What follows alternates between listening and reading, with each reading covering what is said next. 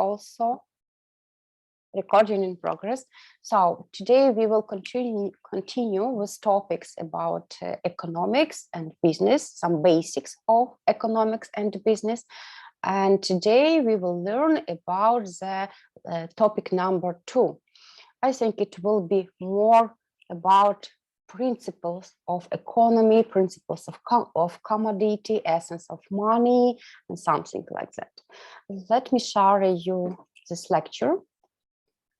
So here you can see the topic of this lecture, the theme of this lecture, commodity production and money circulation. And here we will clarify, we will discuss, I will introduce you some rules, basic essence, matters for these 4 questions. Firstly, is the essence of natural and commodity economy. Secondly, commodity and its futures. Number 3, evolution and functions of money. And the last question, inflation, essence, causes, and consequences. As you know, today, this topic is very actual because we are living in turbulence time. We are living in recession, in some points of economic crisis. And it's really very good to know how it works. What does it mean and how it works? Because inflation and commodity and money, form of money, causes, some reasons of inflation, and as a result, consequences make sense in our life, not for business, but for our private life as well. So let's move. Question number 1, essence of natural and commodity economy. So here you can see about 2 types of economy, natural economy and commodity economy. Natural economy makes sense when we are speaking about some firms. So we have family or we have private person who is producing some goods, some eats, some vegetables, some products of farm, meat, milk, and so on. It's like a base of natural economy. And commodity economy, when we have organizations, some families or private persons together, or a little, it's not like businesses, but it's a group of people, and they produce something also for other. As you can see in this picture, natural economy is a type of economy in which money is not used. This is a key peculiarities of this economy. Money is not used in the transfer of resources among people, and the majority of goods are not produced for the purpose of exchanging them, but for direct consumption by the producers. So if this family or private person or some families together produce something, it means that they will use these goods and services. So only for myself. Okay. As example, today we also have some farms in the village. We have some families which are producing. They have a garden, have a little farm with animals and grows vegetables.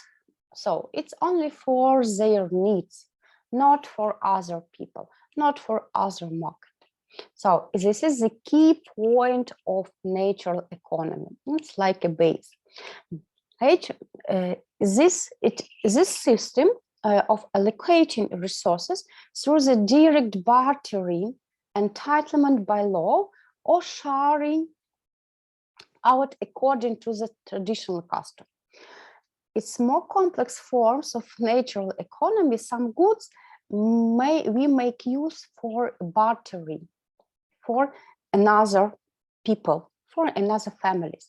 And generally, current plays only a smaller role in allocating sources to produce something. As a corollary, the majority of goods produced in a system of natural economy are not produced for the purpose of exchanging them, but for direct consumption by the producers. As such, natural economies tend to be self-contained, where all the goods consumed are produced domestically. The natural economy emerged in ancient times and became dominant during the historical stage in which the social division of labor, social exchange, and private property were still absent. If you know, today, sometimes, I think it's very actual in the war time, a lot of people thinking about really that natural economy could be good, maybe for families, but our economy today has much more high level. So natural economy was as a base.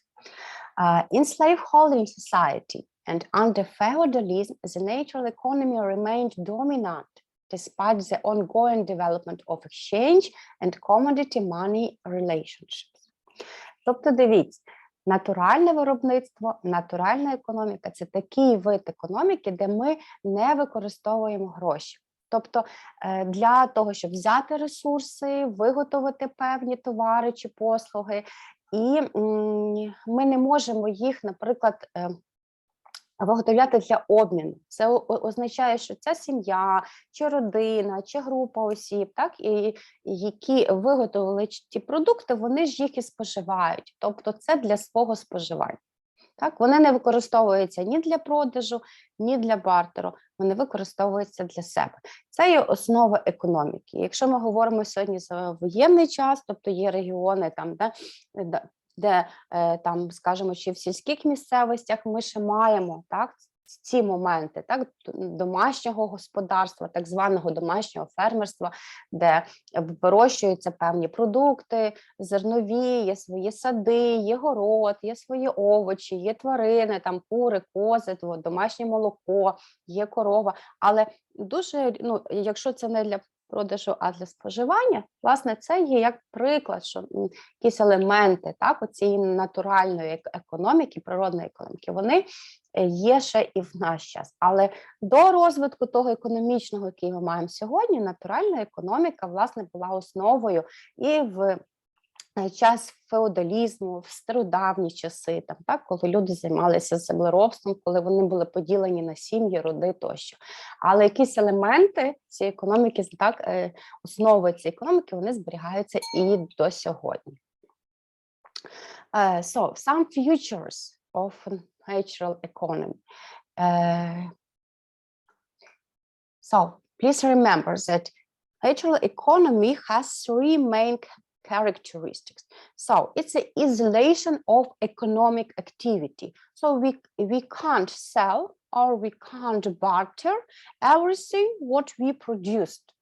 Okay, it's only for our consumption, for our usage, for our family. Secondly, based on natural labor, primitive means of production.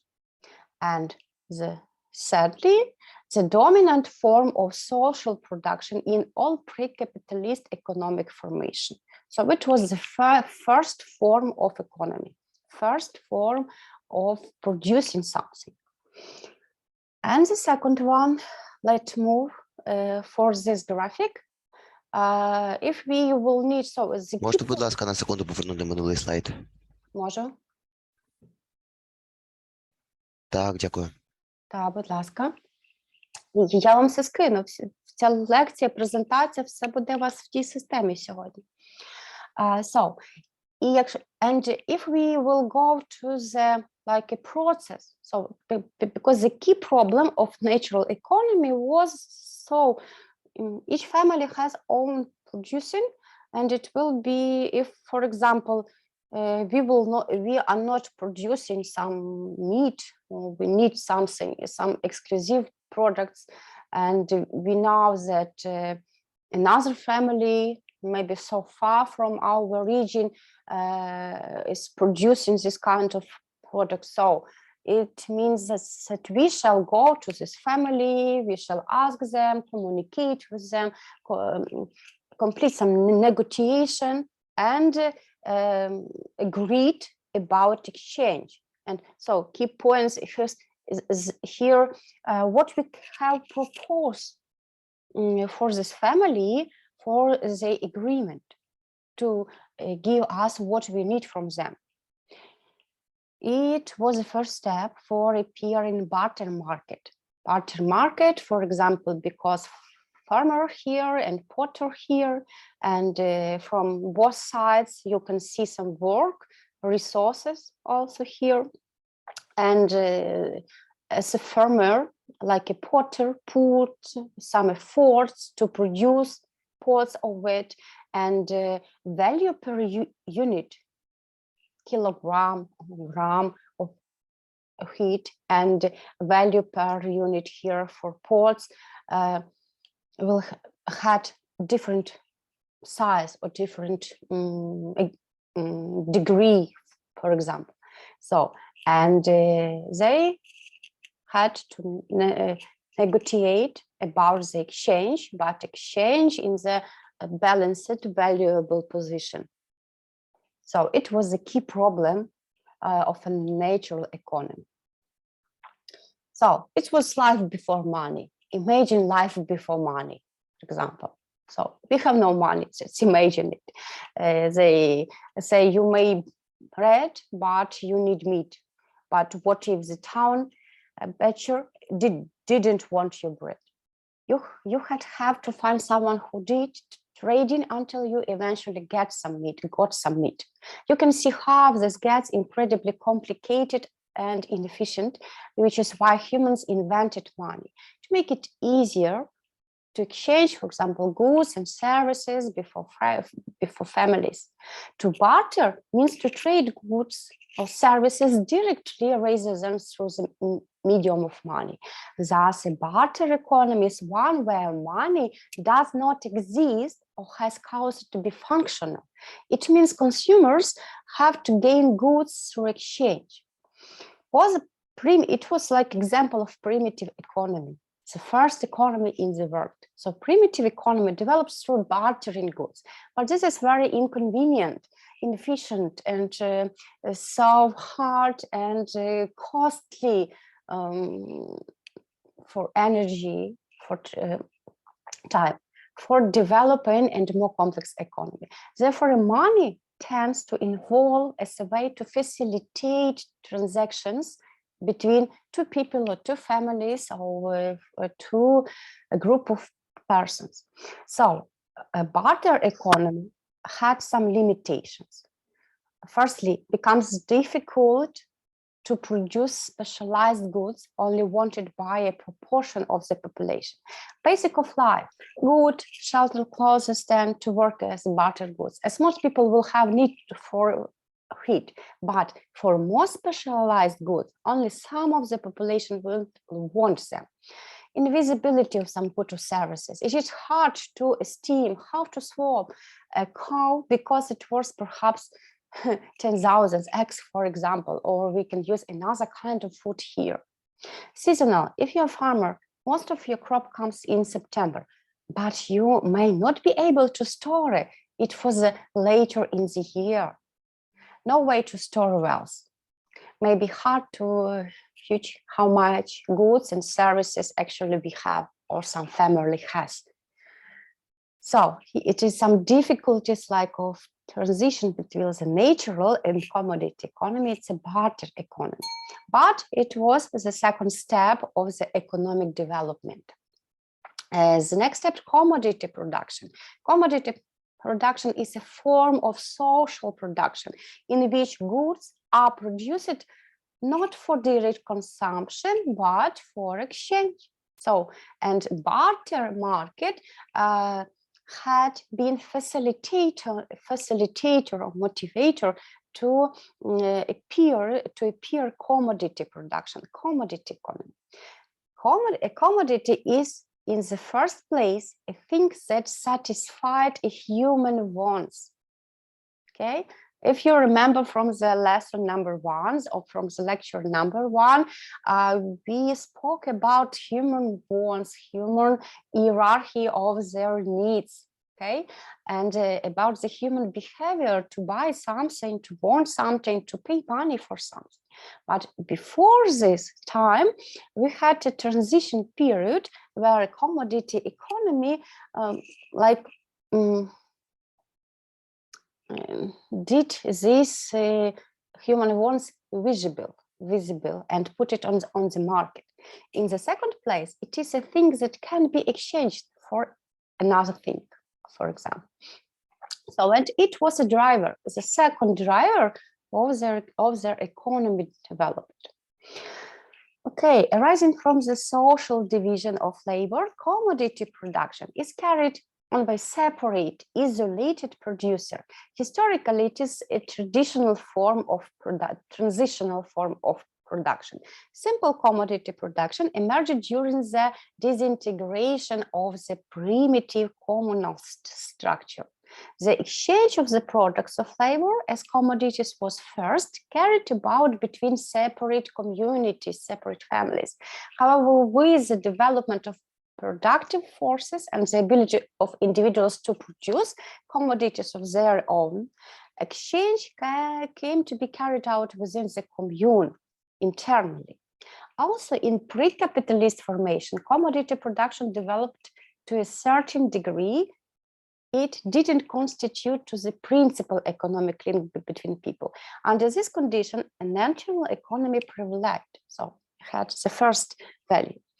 As trade, including the foreign trade, developed, feudal economies and economies based on slave labor were drawn into the sphere of commodity money relations. To the extent to which this trade developed, the concomitant development and expansion of commodity production worked to undermine the natural economy, thereby facilitating the disintegration of system and production based on slave labor and feudal regime. So as a result of these historical trends, historical conditions, commodity economy, in contrast to a natural economy, presupposed a connection between producers and consumers in the form of a market. That is a mechanism of the buying and selling of commodities, since each property owner pushes his own interests and processes of production, exchange, and distribution within a society based on a private property take on an unrestrained anarchic character. Тобто, якщо ви подивитеся, так, яка далі бартер він спровокував, так, появу так званої проблеми виробництва, економіки виробництва, так, і власне у виробництві, вже де починалися певні виробничі процеси, потрібно було вивчити справжні потреби людей, потреби бажання, потреби сімей, щоб власне оцю от, скажімо, проблему, яка була характерна більше для економіки натурального виробництва, так? Натуральної економіки, природної економіки, тут вже ставилось на перше місце, скільки ж чого насправді треба. Так? Скільки треба зерна, скільки треба м'яса, скільки треба олії, скільки треба води, скільки якого продукту чи сервісу потрібно. І наступною такою характеристикою тут було, а як ці продукти можуть бути обміняні на інші продукти. І скажемо, що от вже оці от перші виробництва, так, вони вже вироблялися не одна сім'я там, чи родина, яка виробляла всього по чуть-чуть для своїх потреб, як було при натуральній економіці. Але вже при, власне, наступному етапі еволюції кожна сім'я, чи кожна родина, чи група осіб, вони ізольовано виробляли, але вже кожен щось окреме. Так? І звичайно, це були певного роду примітивні комунальні структури, але ці продукти, вони могли вже обмінюватися, так? З іншими, скажімо, такими громадами, ком'юніті, сім'ями, родами, які виробляли щось друге. Ось, і це вже давало поштовх до свого роду торгівлі, так, включаючи торгівлю, ну, в той час важко назвати її міжнародною, але і міжнародною, так, як розвивалася там ця феодальна економіка, далі яка в часи там вже де появлялися певні примітивні виробництва, і де вже появлялися такі, власне, скажімо, признаки, риси, що нам потрібні гроші, так? Нам потрібно щось таке, щоб ми могли ефективно робити для обміну, бо не завжди той обмін був адекватний, так?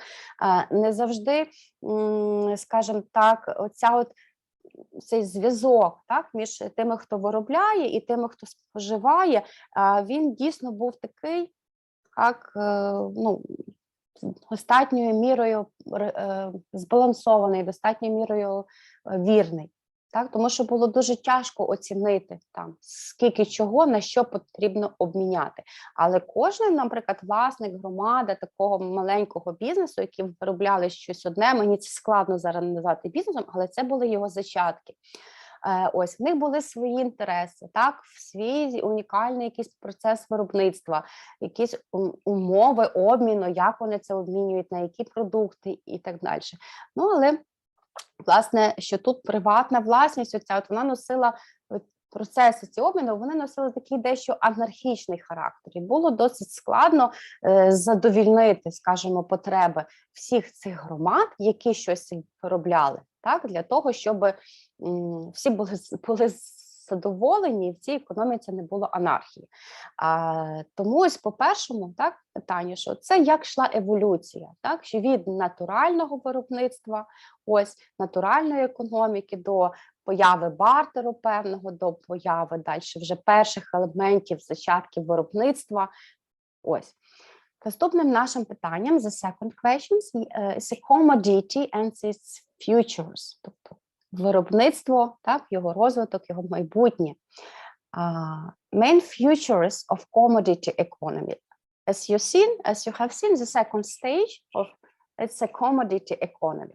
Main features of commodity economy are following. It's an openness for external connection. Це є відкритість, так, до зовнішніх комунікацій. Так? As you remember on the slide about barter market, you had seen about the you have seen in the middle this very important process, negotiations and exchange. Before exchange, always had been negotiation. For example, here is a farmer and potter. Commodity economy puts this characteristic on the first place. Openness for external connections. And today we can see also that openness for external connections, but on a global level, based on the internet connections, it also had a history from here, from commodity economy. Secondly, the link between production and consumption is mediated through the market. Оцей зв'язок між виробництвом і споживанням, він проходить таку свою усереднену медіану, тобто там, де вони домовляються на ринку. Так, чому колись було дуже модно, навіть в Україні існували ярмарки, існували ринки, де там різні села привозили свій крам, вони між собою торгували, говорили, обмінювалися. Так? The third characteristic is a high degree of labor division and specialization. Так? Тобто досить високий такий рівень використання, скажімо, спеціалізованої праці. Так? В осередках, в тих громадах, в так званих labor divisions, там, де вони виробляли ці товари чи послуги. The main purpose of production is the exchange of value and profit. Тобто основною метою виробництва вже в цій економіці, в виробничій економіці, в нас є обмін вартістю, обмін цінностями і обмін прибутку. And the last one here is susceptibility to innovations and progressions. Тобто ця економіка була вже, цей тип економіки вже був більше відкритий до інновацій, ніж, наприклад, економіка натурального виробництва. Тобто, так чи інакше, в тих виробничих громадах певні технології щодо вироблення товарів і послуг, які були більш прогресивними, використовувалися, тому що кожна громада хотіла виробляти більше, виробляти кращі товари, якісніші товари, щоб їх можна було обміняти на більше інших товарів чи послуг. Тому такі перші зачатки, скажімо, появи інновацій, вони були саме в економіці виробництва. So, here you can see on the slide the kind of commodities. It's very important for today also and for industry as well, for your future work and or project activity. So there are two main commodities we can see on the market. It is tangible commodities and intangible commodities. At the same time, tangible commodities we can classify into two groups: long-term use and commodities which have short-term use. For intangible commodities,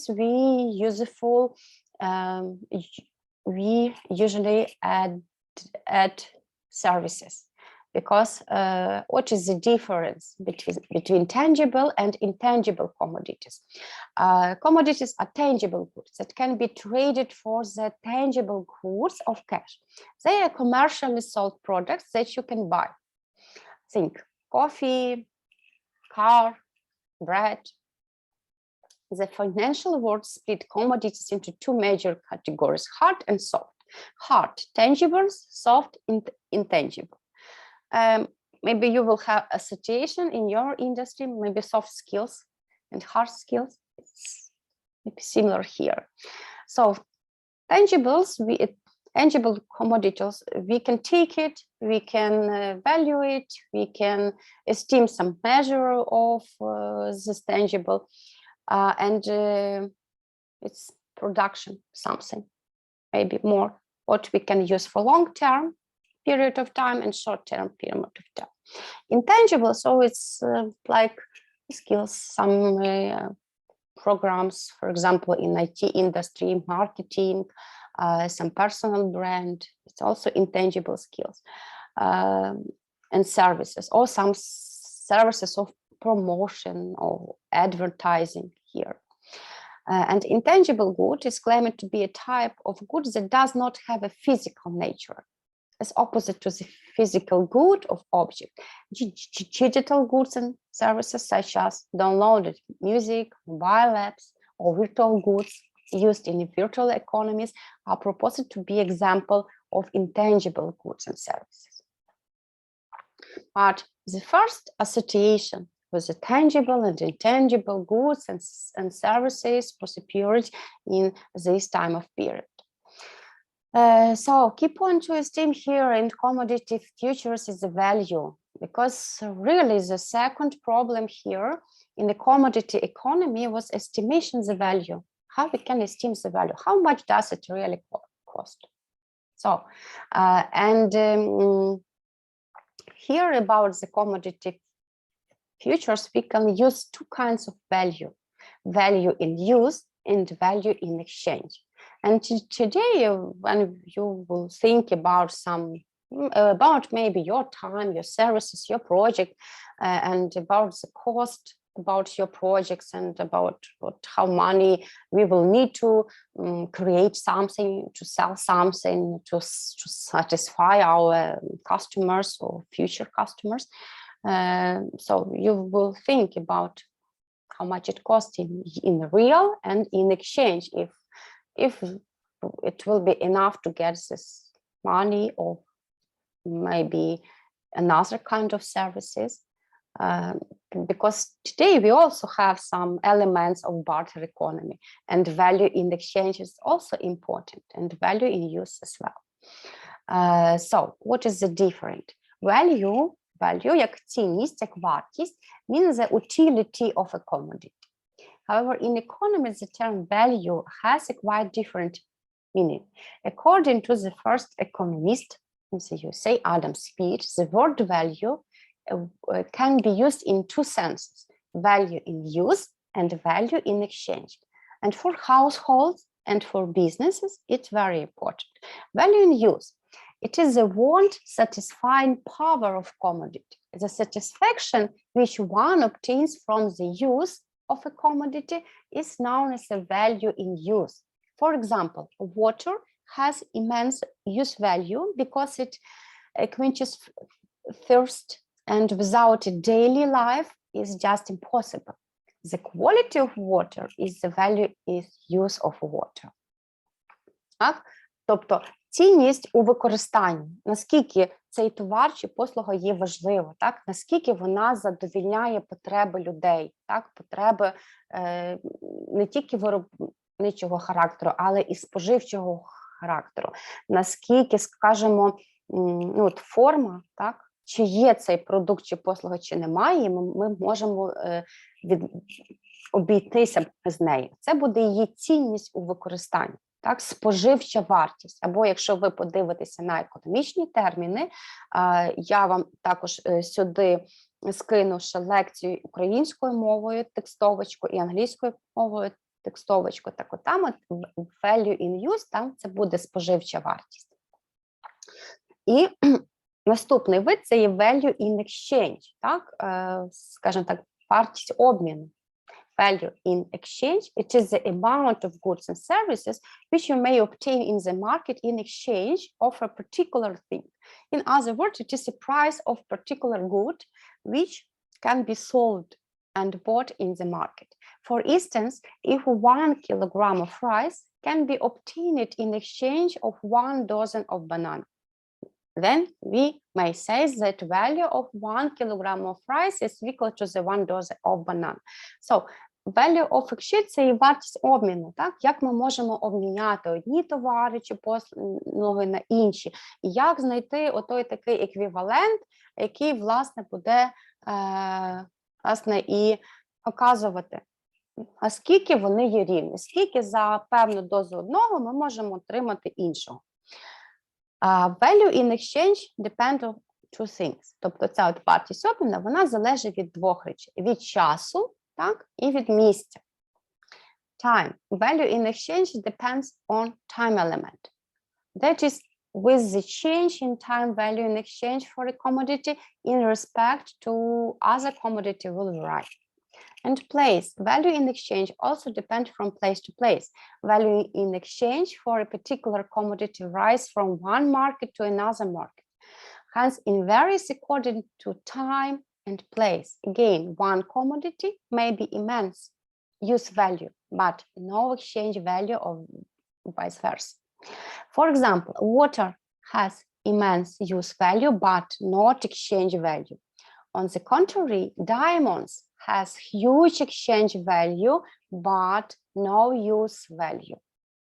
Так, щоб чітко побачити різницю між товарами, наприклад, які мають споживчу вартість і цінність для обміну певного. Так? Можете уявити, що воду, так, ми не можемо обмінювати. Ну, тепер точно, так. Колись такі ідеї, можливо, були, і в окремих країнах, можливо, і є, тобто залежно від часу і місця. Так? Але, наприклад, такі речі, як діаманти чи золото, це ж теж товар з свого боку. Так? Ми можемо, так, обмінювати на інші, але ми не можемо їх споживати. Так? Ми за рахунок їхньої цінності можемо отримати більше чогось для споживання, тої самої води, хліба, там, що було ідейно в ті часи. Так? Ну і я думаю, якісь елементи все рівно цього зберігаються і в сучасній економіці. In general, for these questions, the top. So if you will see for the types of commodities, because it's also important for commodity futures, agricultural products, it's a soft commodities. They include crops like coffee, corn, wheat, soybeans, cotton, and lumber. And maybe you are hearing sometimes from news, BBC news, some under the period of war in Ukraine. So, okay, market of coffee will, the price on the coffee will increase because something like something will be changed in the trading or transition from one country to another. Sorry, my email account. The second one is livestock and meat, soft commodities. They include live cattle, beef, pork, beliefs, and milk. What we can use in every day to eat in our families. Sadly, energy products, it's hard commodities. Coal, coke, gas, carbonates, gas oil, domestic fuel oil, heavy fuels, naphtha, hydrogen, and metals. It's also hard commodities. And exactly, each kind of commodities has own market, and today it also makes sense. For example, for monopoly, for oligopoly on the market, on energy products, market on metals. Let's move to the question number 3. It's a evolution and functions of money. Okay, if we had a lot of commodities and transition period from natural economy to commodity economy, and we can clarify two kinds of values, like value in use and value in exchange.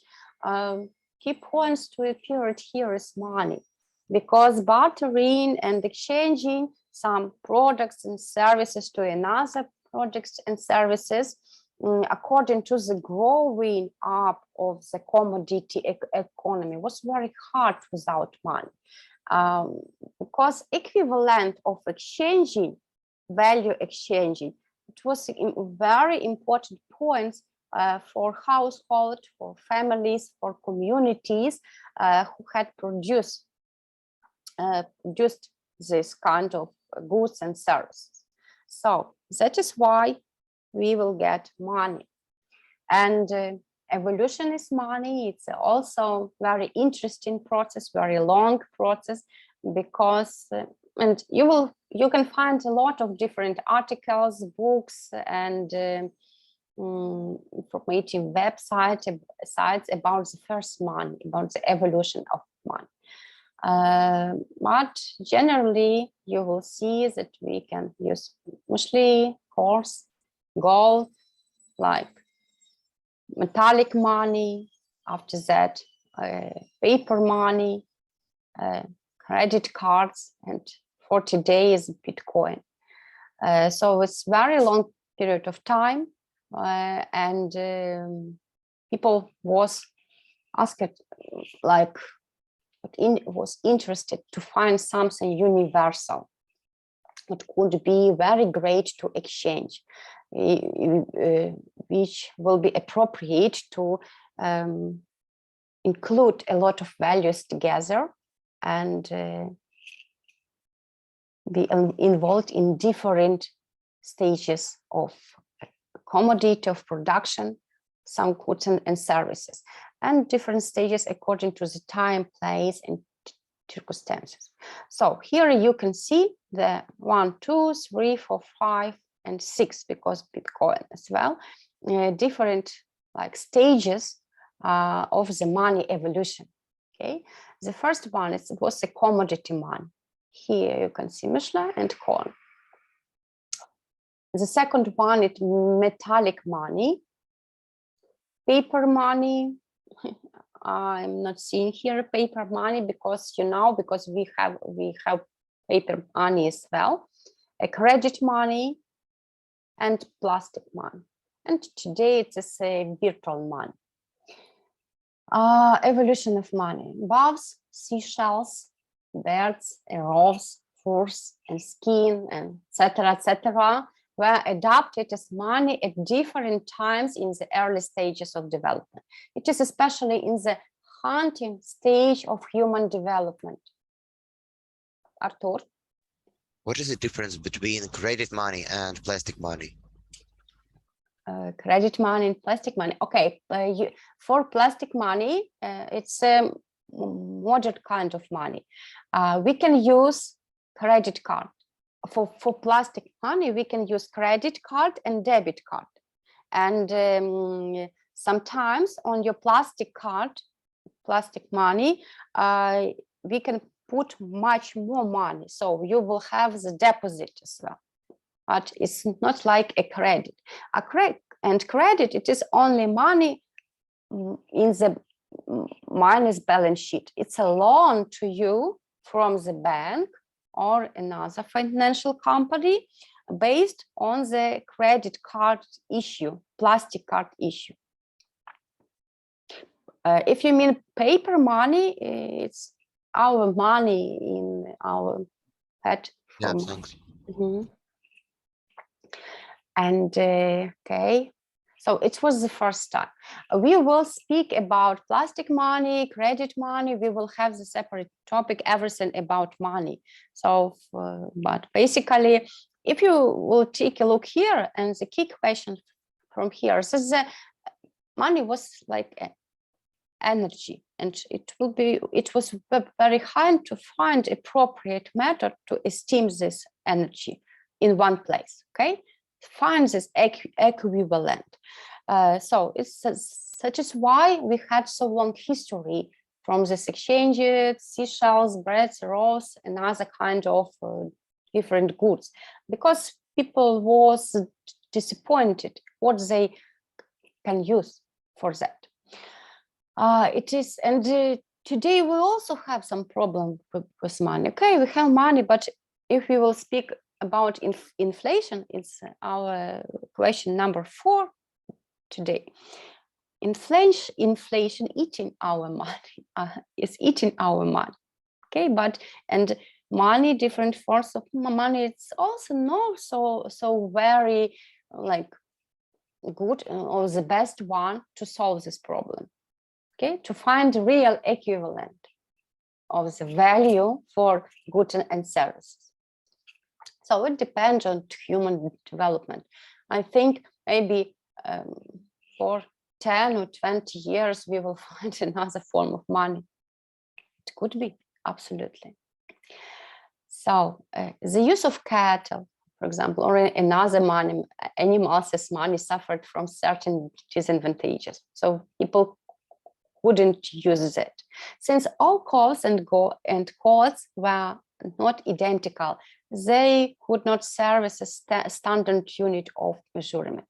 Secondly, the supply, for example, of animals such as calves, sheep, and goats were subject to large and abrupt fluctuations. And sadly, ordinary commodities and animals cannot serve as satisfactory store of value. They were replaced by precious metals such as gold and silver for being used as money. They especially handled and stored. They do not deteriorate. These have just the right degree of scarcity. It can be relied upon neither to increase nor to diminish in quantity except gradually. Тобто поступово, починаючи з натурального виробництва до сьогоднішнього дня в нас же є гроші, так? Але впродовж цього історичного часу люди шукали, що би могло бути нормальним еквівалентом обміну. І, безумовно, це в різні періоди розвитку суспільства це були різні речі, так? Вплоть до того, що це були тварини, так? Але там було дуже багато недоліків в їх використанні. Інші, наприклад, вони не могли якимось чином зберігати цю вартість. Так, з ними щось траплялося. Ось, поступово, скажімо, ці от, такі матеріальні, так, живі об'єкти, які виконували якусь таку першу функцію грошей, функцію обміну, були замінені на металеві, такі як золото чи срібло, і вони використовувалися як гроші. В першу чергу це було зумовлено тим, що вони мали цінність, так, що вони там не псувалися, їх можна було викрасти, але вони мали якусь довготривалу вартість. І золото, і срібло, воно було цінним металом, і воно було по всьому світу. До сьогоднішнього дня залишається ще ця традиція ще з тих часів інвестувати в золото, в в срібло, в платину, і наскільки ви знаєте, можливо, чули, є дуже багато банківських операцій, фінансових операцій, інвестицій саме в ці дорогоцінні метали. Коли, власне, інфляція серйозна, то інвестиції в дорогоцінні метали, вони дають можливість зберігати цю вартість. Так? Тобто гроші починають виконувати функцію вартості. Тому поступово цей перехід, скажімо, до золотих монет, так, до срібних монет, це був якийсь так званий золотий час, середньовіччя, золотий вік, так, тому що гроші мали цінність реальну, так, в золотих монетах чи срібних. Якщо, можливо, ви знаєте чи чули, першими банкірами в світі були лицарі-тамплієри, які, власне, і надавали оці перші кредитні гроші в ті часи, надавали їх королям, надавали їх королівським сім'ям, герцогам тощо. Але звідси, по факту, походить банкірство. Перші банкіри, так, виникали в ті часи, як ми мали, власне, використання золота чи срібла як, скажімо, такої широко розповсюдженої форми грошей. І це було дуже просто, так, використовувати саме цю форму цінних металей, далі вже карбувати монети, так, де кожне королівство, кожна країна, кожен регіон, вони мали якісь свої монети, так, і вважалося, що королівства чи графства, які друкують свої монети, так, тобто вони мають достатньо золота чи срібла, і, відповідно, вони є багаті. Ну, але тут так само була важлива функція використання грошей, як і накопичення. Так? Тобто поступово вже гроші в золоті, в сріблі, вони мали більшу цінність, і їх можна було зберігати, можна було накопичувати. Так, оцей саме період, це є період першого в світі, скажімо, банківництва, можна так назвати, або фінансової справи. І свого роду початок, так, на початок паперових грошей. Так, паперові гроші – то взагалі цікава історія, так, тому що, ну, можливо, ви дивилися дуже багато фільмів про це, що це період великого обману, так, бо не вистачало всім скільки золота, срібла, почалися війни, так, так, Іспанія, Італія, оці древні королівства, Франція, лицарі-тамплієри, за гроші, за золото, за землі велися війни. Так, хто переміг, той награбував, відповідно, і натуральним виробництвом, так, продуктами, але здебільшого всі хотіли золото, срібло. І до сих пір вважається так, що там є скарби, і в Україні був цей період часу, що багато скарбів, теж все-таки є, якісь, те саме золото Полуботка, так, і золото Хмельницького, і, скажімо, сім'я найпершого, я забула, мабуть, його прізвище, найперший в Україні, хто був виробником цукру, мав цукрові заводи. Я забула прізвища, відома така сім'я, вони теж вважалося, що вони в своєму маєтку, де робили ремонт, вони знайшли скарби, так, і це їм дало можливість штовхнутися. Ось ці періоди воєн призводили до нехватки, ну, грошей дорогоцінних, так, які мали вартість. І в нас почали думати про замінники. Замінниками, звичайно, були паперові гроші, які ми з вами маємо до сьогодні. Це і банкноти. Кожна, скажімо, країна має центральний банк, має банкнотно-монетну фабрику, де гроші друкуються. Так, але паперові гроші, вони так чи інакше перейняли певні функції металевих грошей. Колись вони були навіть забезпечені золотом. Так? Але якщо ви подивитеся уважно на долар, на $100 чи на $1, так, американський, які асоціативно асоціюються, ну, представляють, так, ті гроші, які в нас є сьогодні, так, що колись люди вірили, так, в вартість, так, того, що вони роблять, так, але там написано we God, we bless, так, in God we bless, тобто ми віримо в Бога. І гроші виступають вже більше на сьогоднішній день паперові гроші еквівалентом довіри. Так, вони не несуть за собою такої цінності. Так, фактично за цінністю тих, ну, скажімо так, грошей, які друкує Центробанк тої чи іншої країни, є ВВП країни. Країна, її рівень розвитку на економічній арені. Так? Але, власне, така форма еволюції. Таким самим чином, бачивши недоліки паперових грошей, тих самих доларів чи євро, які почали сильно інфлювати, тобто знецінюватися, будемо вже говорити про інфляцію. Бо якщо я хочу сказати вам більше про гроші, я маю вам говорити і про інфляцію. Це наше питання четверте. Тому от питання збереження цієї вартості. The question is value, saving the value. Так, і виробництва, і товарів, і послуг, і грошей. Це було ключове питання збереження появи грошей і різних форм. Для того, щоб ми могли визначити, так, власне, що дійсно на певному етапі суспільства гроші – це є гроші, вони мають виконувати певні функції. So, to identify, to esteem that the money on some stage of economic development, it is a real money, this money should act some function, have some functions, and people should be satisfied of these functions. Okay, and here you can see the 5 of them. The word money is derived from the Latin word moneta, which was the surname of Roman goddess of Juno. З Риму походять певні монети, так? І звідси ми маємо слово гроші англійською мовою money. Money was coined in her temple at Rome, according to Colborn. Money may be defined as a means of valuation and payment. According to the Hadley Witters, money is what money does, according to Thomas. It is a means to an end not for its own sake, but as a means of obtaining other articles or of commanding the services of others.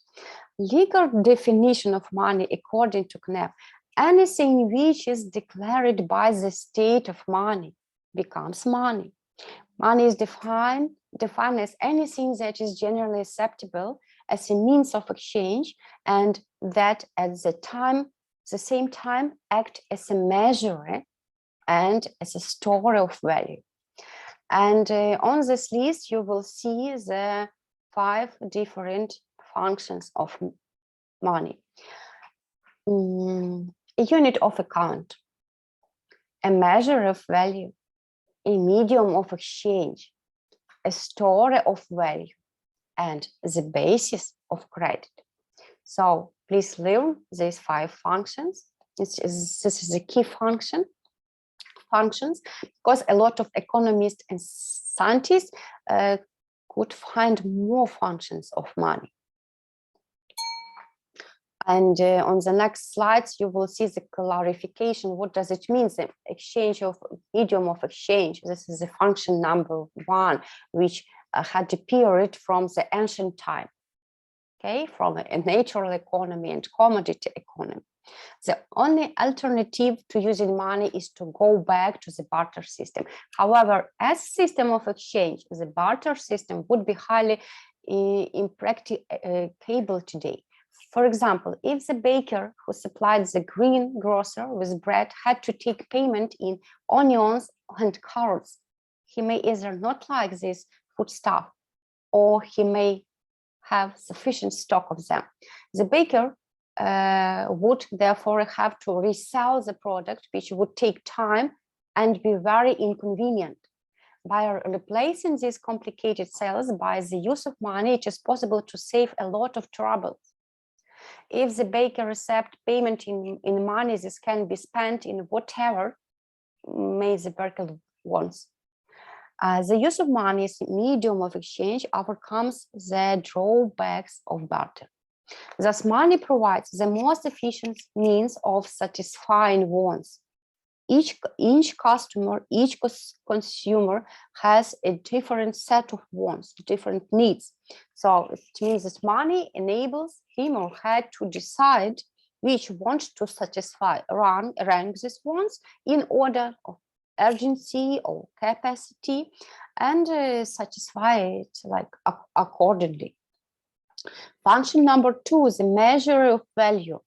Under the barter system, it was very difficult to measure the value of goods. For example, a horse may be valued as worth 5 corns or 100 quintals of wheat, or a rooty car may be equivalent of 10 to healers.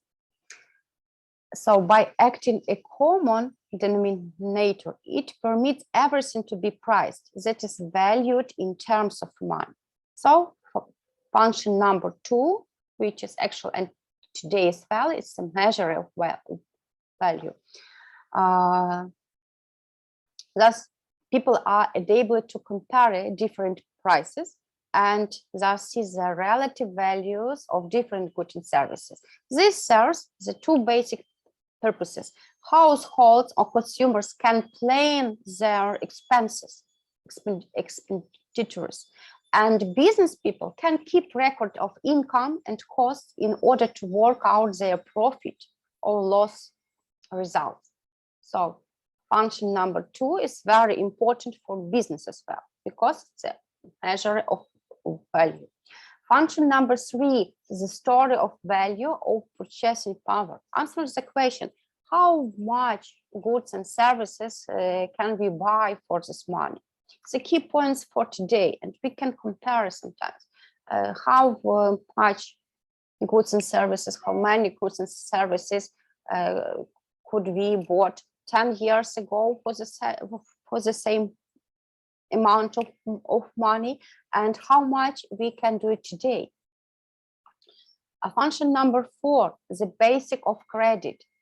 Money facilitates loans.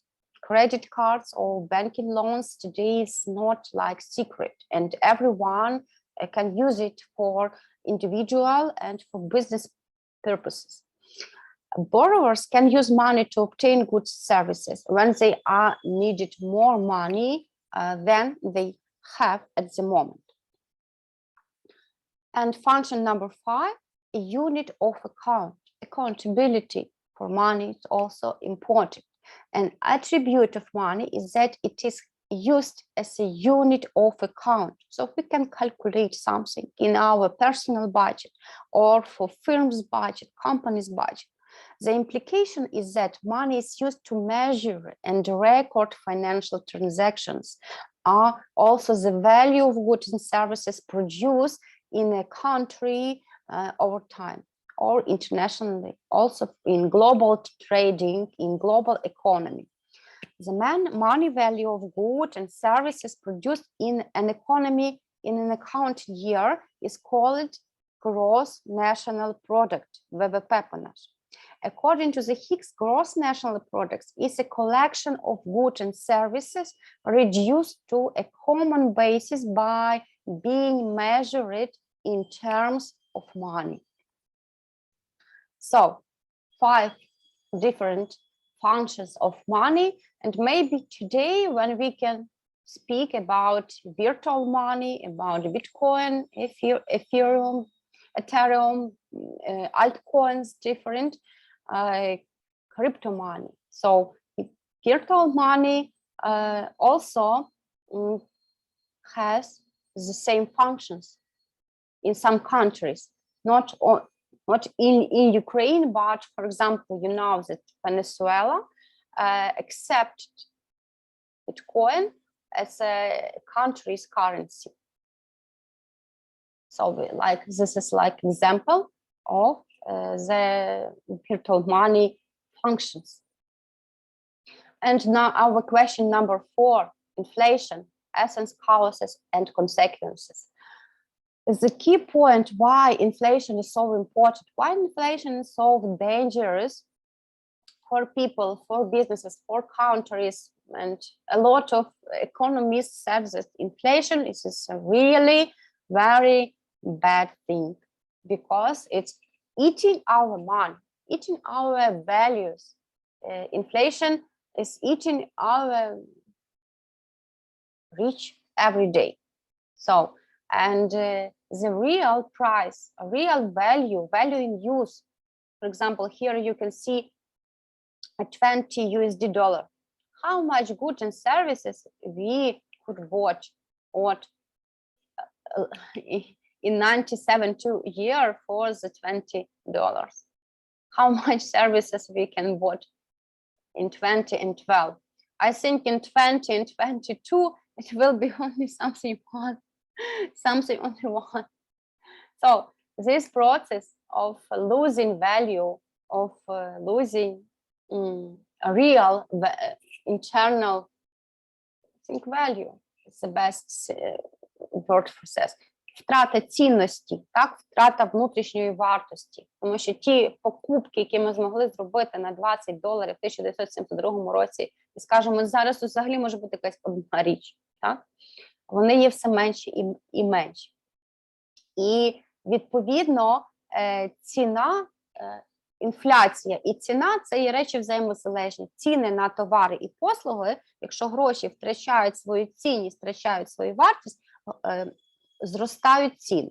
Сьогодні, в період української ситуації, війни з Росією, ми маємо з вами шалену інфляцію. Тому що, якщо ми говоримо про інфляцію, то також ми можемо бачити по курсу гривні як національної валюти, паперової, до речі, забезпеченої золотовалютними резервами Національного банку, але не забезпеченими ні золотом, ні сріблом, нічим.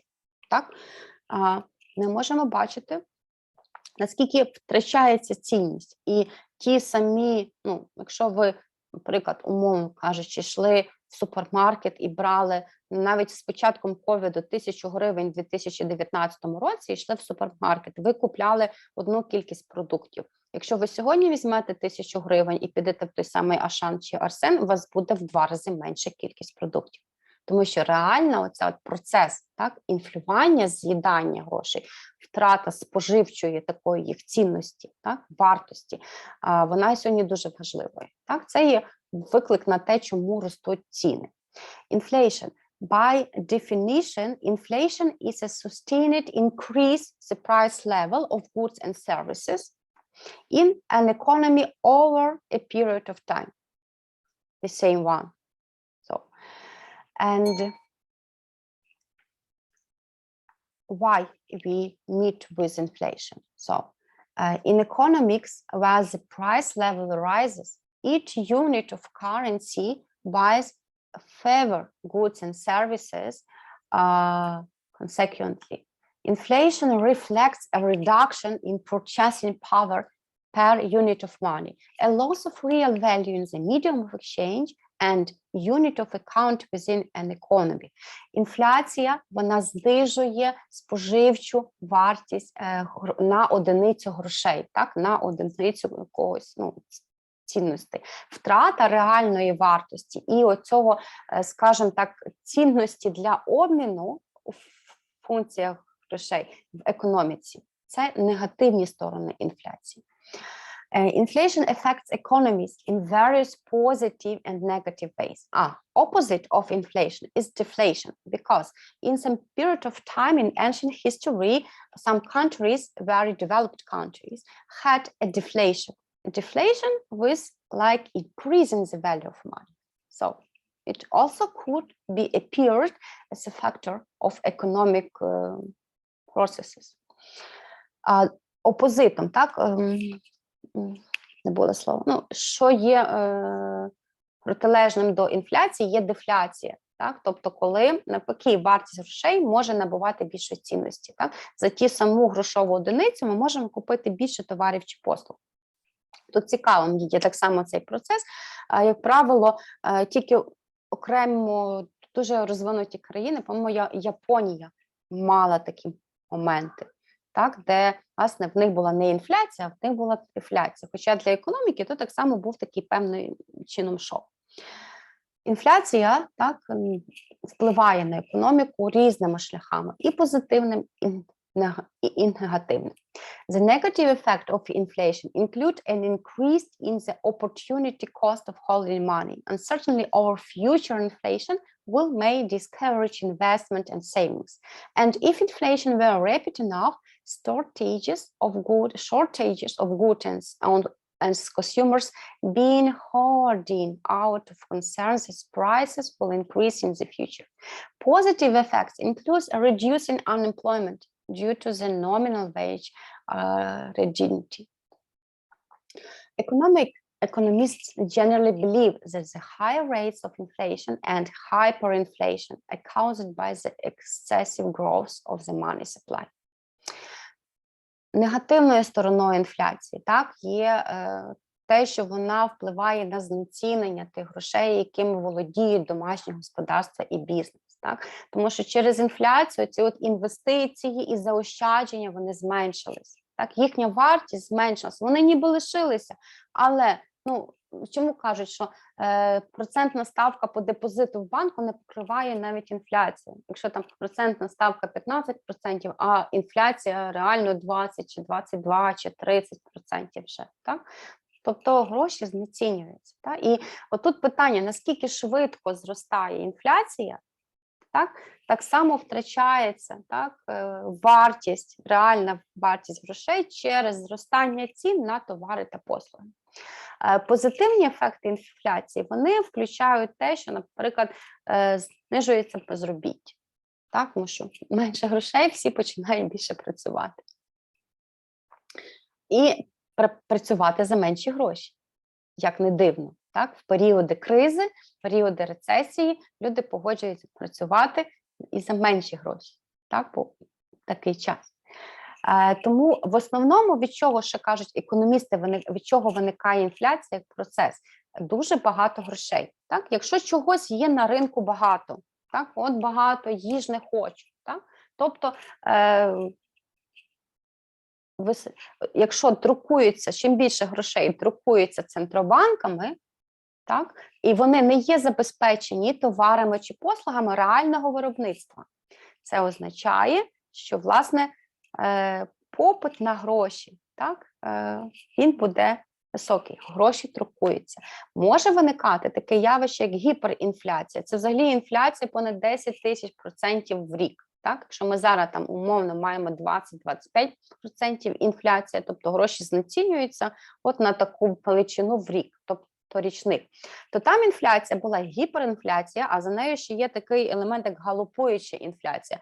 Тобто ви встаєте на ранок, умовно кажучи, ми такі часи пам'ятаю зі свого дитинства, де були купюри якісь, купони, я не пам'ятаю, а пізніше були гривні, такі ж, ні, були карбованці. Перед гривнями в Україні були карбованці.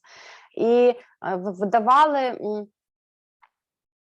зарплату батьки, це чуть не мішок тих карбованців.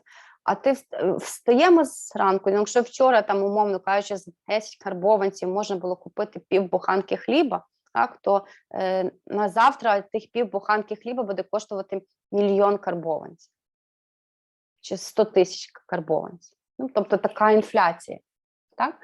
Ось тому от з інфляцією, тому що як економічні закони, так збереження цієї цінності, вартості, в цьому головна задача економіки, головна задача балансування, для того, щоб головна задача монетарної політики, щоб, власне, була стабілізація.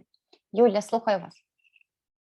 Так, у мене виникло питання щодо друкування грошей, скажімо так. Коли приймається це рішення, що можна надрукувати там більше грошей, які не забезпечені ні золотом, ні продуктами, ні до чого не в'яжуться, в яких випадках це робиться і знецінюється цим таким чином валюта, тобто, виходить, гривня, там, якщо це в Україні? Якщо ви бачите, то офіційне рішення, так, проводяться певні наради, засідання, обговорення, так, скільки грошей нам потрібно, який бюджет, яка боргова яма, яка реальна інфляція, скільки ми винні на зовнішні запозичення, яка в країні процентна ставка. Я вам скажу чесно, в воєнний час гроші друкуються. То не зовсім афішується, але гроші друкуються. Звичайно, вони витримують певні баланси, тому що якщо виробництво падає, так чи інакше, ви бачите, наскільки ціни виросли. Ціни виросли, тобто за рік, напевно, за 7 місяців війни, якщо, як на який продукт, звичайно. Але якщо порахувати так, тверезо, то це і процентів 30-40 навіть на деякі продукти. Тобто, відповідно, інфляція. Так? По кількості грошей тут є різні механізми. Як є друк грошей, так що ми з вами, у нас буде окрема лекція, є емісія грошей через кредити. Наприклад, дивіться, ви взяли в банку кредитну картку, умовно, так, з лімітом там 100 тисяч гривень. У вас сьогодні немає реальних грошей. Реальних, ну, умовно кажучи, ну, немає, є криза, так? А ви знаєте, що ті гроші у вас будуть через 10 днів, так? Але оцих от 10 днів, маючи кредитну картку, ви купуєте товари і послуги для свого споживання. Тобто ви йдете в магазин і купуєте той набір: хліб, масло, там, м'ясо, молоко, що потрібно. Ви вже витрачаєте гроші, тобто ви вже кредитуєте економіку. Ви свого роду вже дали емісію. Розумієте? Тобто ви не маючи реальних грошей, так? Ви вже їх потратили. Тобто оце от спотворення реальної вартості, реальної цінності, реальної інфляції, яка тісно є, так? Це є одне питання. Один з факторів, він називається там кредитний канал емісії грошей. Так? Є ще оцей канал, як ми говоримо, друкування грошей. Ну, як тільки ви бачите, що в банкоматах державних банків появилися нові гроші, їх друкують. Їх друкують, коли дуже високі борги, коли потрібно виплатити по ОВДП зобов'язаннях, так, по казначейських зобов'язаннях. У нас буде на це окрема тема, бо там я можу говорити дуже багато цікавинок. Бо в нас зараз тільки основи, так, такі самі прості, але я прив'язую то вам до того, що в нас є зараз. Так. Гроші друкуються. І за оцінками експертів, їхні наслідки того друку, тої емісії ми бачимо не завжди. Так? Ми їх бачимо через місяць-півтора. Тобто, собі уявіть, що якщо курс, там, наприклад, долара, гривні до долара через місяць буде, умовно кажучи, 52, скільки їх появилося більше. Так? По виробництву в нас важке, в нас немає, в нас воєнна економіка зараз. Тобто в IT-сфері ми виробляємо, в маркетингу, в сервісах якісь такі базові продукти, так? Але частина все-таки виробництва в нас є втрачені, в нас є збиткові. Ті, що були перенесені зі Сходу на Захід, так, окей, працюють. Але та частина на Сході, яка працювала, якщо ви згадаєте, ми з вами говорили про комодіті, так, де виробництво, так само аміаку, заводи по металообробці, металургії, видобувні різні. Це ж все промислові регіони були. Так, і електрика. Тобто друкування грошей, в принципі, в таких кризових станах економіки, воно ніби сповільнює всі процеси, виходить? Трішки сповільнює, так, трішки збалансовує. Тут саме головне, щоб, власне, почати виробляти, почати забезпечувати, щоб ці гроші не так скоро обесцінювалися. Тут будемо бачити, бо та війна, що наразі є, вона йде на виснаження, так? І як економічного ресурсу, фінансового ресурсу в Росії реально було більше, в Україні менше, але ми перемагаємо. Так? І якщо фінансовим органам, в першу чергу Національному банку України, вони ж не включають станок просто так. У нас дійсно є банкнотно-монетний двір. Під кожною емісією робиться певне обґрунтування. Чи можемо ми це собі дозволити, в якій мірі. До того ж, старі банкноти, якщо ми говоримо про паперові гроші, старі банкноти певним чином утилізовуються, так, а взамін даються також банкноти нові.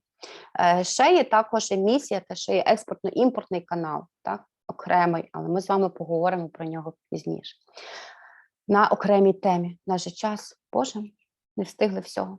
Так, тому інфляція – це є той фактор, який має регулюватися фінансовими органами, Національним банком, Міністерством фінансів, Кабінетом міністрів і Національним банком в першу чергу тим, що робиться вища облікова ставка. Про це ми з вами теж детально поговоримо, бо, можливо, на окремій темі, бо, можливо, у вас на слуху, що, наприклад, Федеральна резервна США, система США піднімає облікову ставку. Долар стає дорожчим. Відповідно, криптовалюта знову падає. Так? Гроші – це дуже такі цікаві механізми. Ось, що в нас тут ще з вами лишилося? Reasons of inflation. Increase in demand, increase in government expenditure, deficit financing and foreign economic factors. Всі сьогодні ми маємо в Україні ці чинники. Так, невеличка сама, так, як summary про причини інфляції, почитаєте собі, так, оці і про наслідки інфляції, що можна От, на що вона впливає.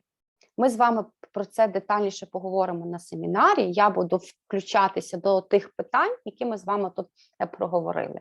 Ну, але собі більш детально це перетин самостійно.